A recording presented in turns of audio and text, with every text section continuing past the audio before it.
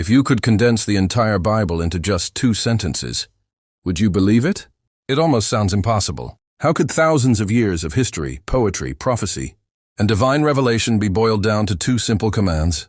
And yet that's exactly what Jesus did. When asked which commandment was the greatest, he didn't hesitate. He looked beyond the hundreds of laws, beyond tradition, beyond debate. He went straight to the heart.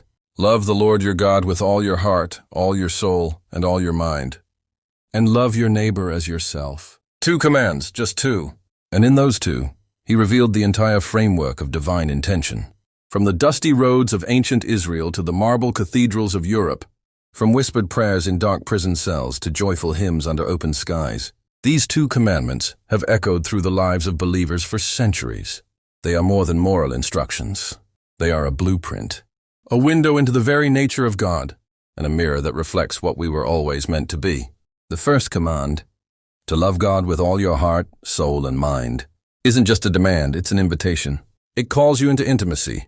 It asks you to move beyond ritual and into relationship. God isn't interested in part-time affection or intellectual agreement. He's after your whole being. That means loving Him when life is good and when it's not. Trusting Him when answers are scarce. Worshipping Him when your voice trembles. It's not about perfection. It's about surrender. To love God with all your heart is to chase after Him the way a child runs to their parent, not out of duty, but desire. Your soul, the eternal core of your being, was crafted to be in union with His. And your mind, the battleground of every thought, is meant to be renewed daily in the light of His truth. This command is not a weight, but a rescue. It pulls us out of distraction, out of apathy, and into the only relationship that can truly satisfy. But love for God cannot exist in isolation. That's why the second command follows instantly. Love your neighbor as yourself. These are not just sentimental words. They are a radical call to action, because it's easy to claim to love God. But the evidence of that love is found in how we treat others, in how we forgive, in how we speak, in how we give when it's inconvenient, listen when we'd rather be heard, and serve when no one is watching. When Jesus gave these commands, He wasn't presenting a new philosophy. He was unveiling the fulfillment of every law, every prophecy, every divine whisper from Genesis to Malachi. He was saying, this is what it's always been about. Not rules for the sake of rules, but love, real, sacrificial, inconvenient, life-changing love. And this love isn't weak. It isn't soft, it costs. It's the kind of love that breaks down pride and replaces it with humility. The kind of love that stands up for truth, even when it's unpopular.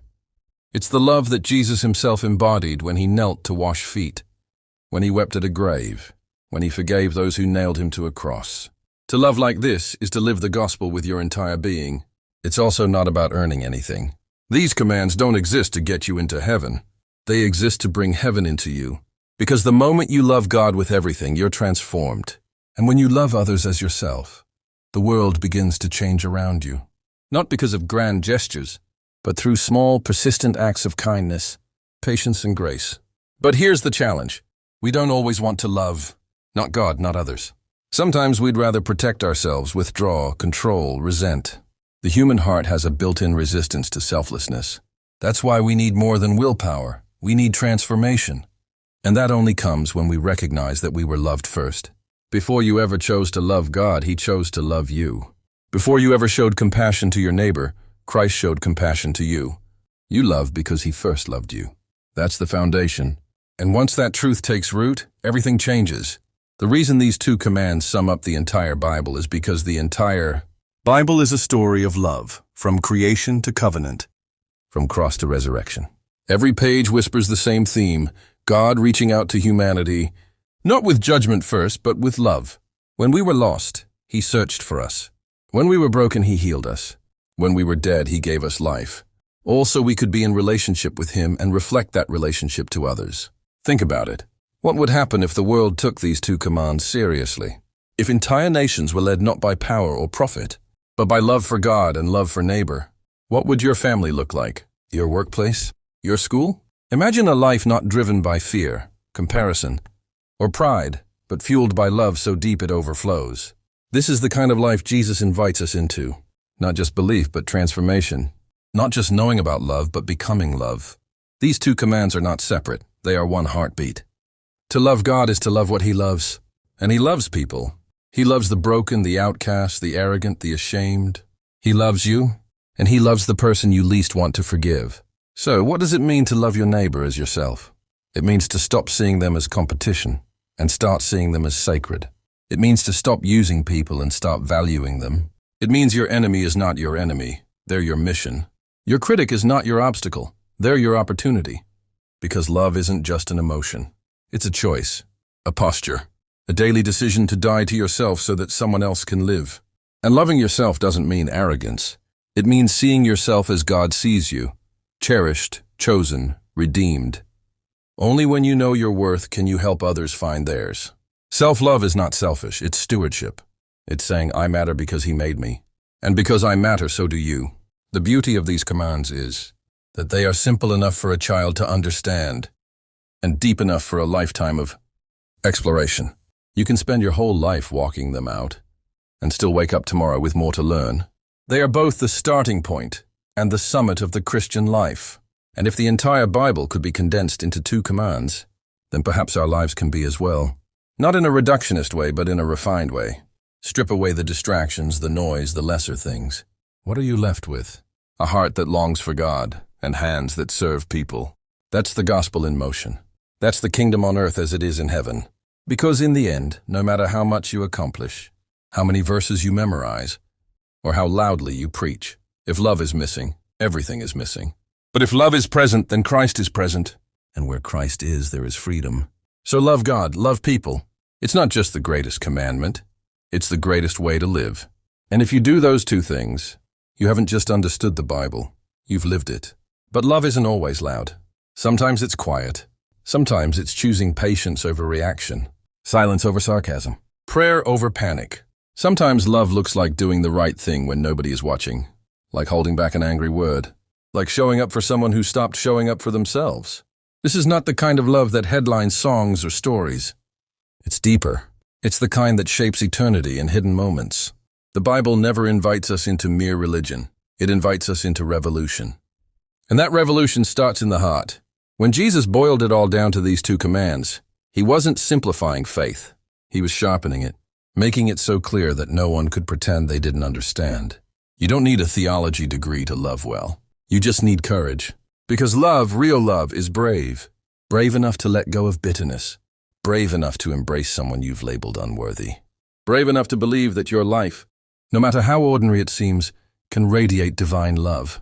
And in a world so desperate for meaning, these 2 commands offer clarity. We chase success, fame, beauty, control, but at the end of the road, it's love that matters. No one lies on their deathbed wishing they had worked more hours or won more arguments. What we long for is connection, to be known, to be loved, and to have loved others in return. That's what Jesus saw when He gave us these words. He saw the hearts behind the laws, the people behind the rituals. He saw a world full of loneliness, pride, fear, and pain, and He knew that only love could break through. That's why every teaching He gave, every miracle He performed, every confrontation He endured, pointed back to one thing: love for the Father and love for His people. The cross itself is the ultimate intersection of those 2 commands. It is vertical, reaching upward in complete surrender and love for God. And it is horizontal, stretching, outward in selfless love for humanity.